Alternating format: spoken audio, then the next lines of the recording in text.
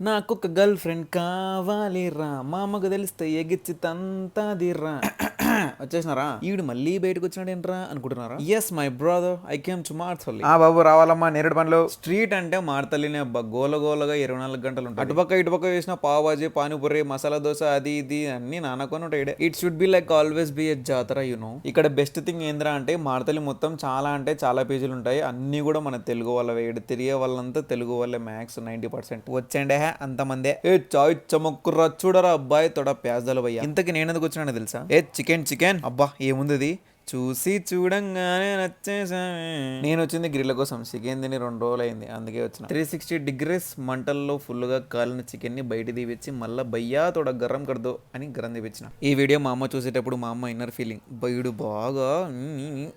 కానీ మన ఫీలింగ్ బొక్కలే ఇప్పుడు కాకుంటే ఎప్పుడు తింటావు బి అన్న పార్సల్ కట్టించి ఆడ ఇంకేంది రూమ్ బై సతకు